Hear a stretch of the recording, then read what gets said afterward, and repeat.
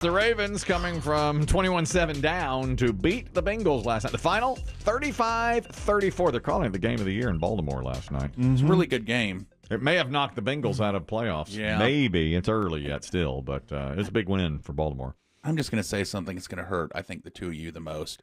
The two of us? Yeah, because I know how much you guys love various announcers. But it's time for Al Michaels to hang it up.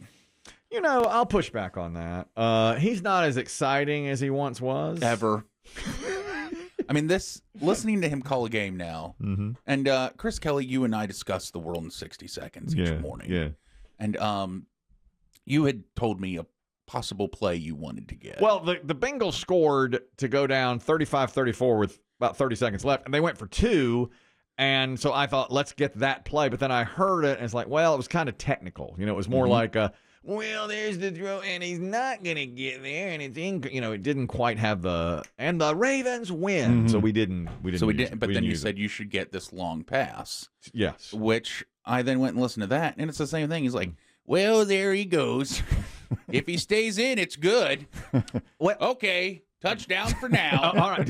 And it's there's no excitement. Well, I want to push back on it. I'm going to defend Al Michaels, the non-vegetable eating Al Michaels, who's been doing this for forever, and has and has maybe the greatest call of all time. Do you believe in miracles? Of course, that was 44 years ago. Okay. I think when I hear it here, one play at the end of a game, it's not exciting. But when I watch it, I don't ever go to myself, oh, he's doing a terrible job. I watched a lot of that game. I watched the first half last night. And I thought, it didn't bother me the way he was calling. But he just doesn't have any enthusiasm. No, he doesn't have nearly as much as he used to. But here's a pass over the middle, caught. Yeah. But the great Pat Summerall never had much. Yeah, he's from that generation where he lets they grew up radio broadcasters, and he lets the pictures tell the story. I'm sure he was told when he got on television, you don't have to say as much. Let the picture, let the crowd. I heard Joe Buck recently, who is more enthusiastic and younger, say that there's so much crowd mic in the game now that you can let those sounds tell the story. You don't have to say everything.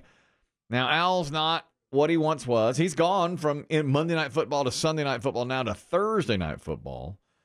And I think now at this point he's just like, I like it, so I'm going to do it. They're paying him buku money. They're paying $16 million a year or something. Yeah. And Herb Street, I think, is good. When I watch it, I don't think this is a terrible announcing pair. When I hear the world in 60 seconds, it's like he could have been more excited. That's, the game of the year. The 35-34 is the final. Chris, you're talking about Al Michaels now. Go ahead.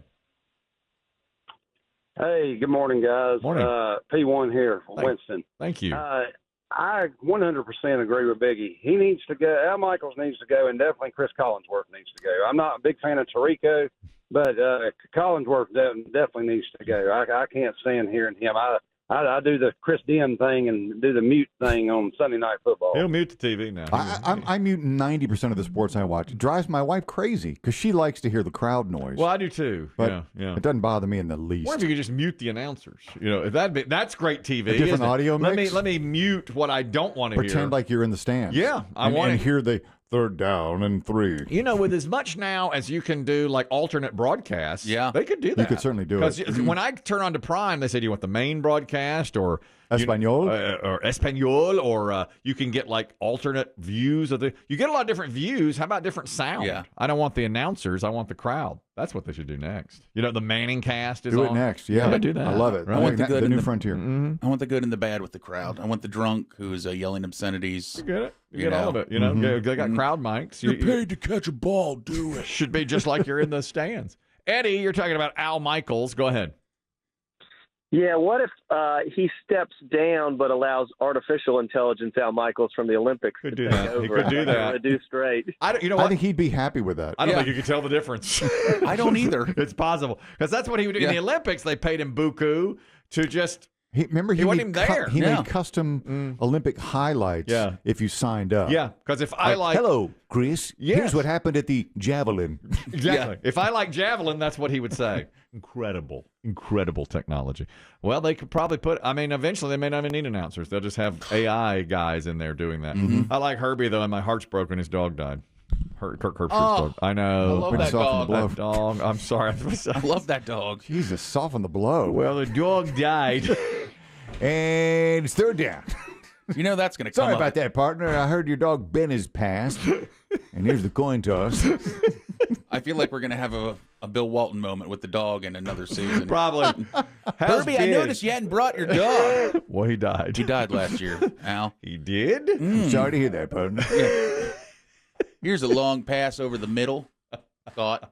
Tipped 11 times. Touchdown. And that's a game. They're going to the Super Bowl. And there's the 13th lateral on that play. And the final is 51-50. And that'll be a Super Bowl visit for the Kansas City Chiefs. And here comes the confetti. I'll be reaching for a toothpick to get the beef medallions out of my molars. I'm going to push back on this. I don't think you're pushing back as strongly as you once did. I like Al Michaels. I like Al Michaels. He's the father of the greatest call of all time. You can't take that away. You cannot take that away from him. The great call from the 1980 Olympics when he, the Miracle on Ice was USA Hockey. We beat the Russians. USA Hockey, and it was. I'll never take that away from Al. You believe in miracles? Yes! I mean, unbelievable. The hype. Oh, yeah. Up to Schultz. 5 seconds left in the game. You believe in miracles? Yes! Unbelievable. Now, since then, he's lost a little off his fastball. Yeah, see, I think you're holding on to that. What You do. You love an old He loves the 80s. throwback. baby. I do. And when he called that Jags-Chargers game a couple of years ago, that was could the one. forget? That was Another epic comeback. well, that was right? the one. Yeah, the Chargers were up like 31-6, and the Jaguars came all the way back and won with a last-second field goal. Here we go for the win. Got it, but there's a flag down. There's a flag down as everybody's running out onto the field, but there's a penalty marker. And they call it on the defense. Let's just. So it's over. Let me push back on that. There was a flag. There was a flag. That was the problem, Here we go. Here we go. That was for the game after a huge comeback. I'm not going to. All right, here we go. Yeah, Lisa all Lanier's right, here we go. Lisa Lanier's coming to join us here next. I don't know what we're talking about.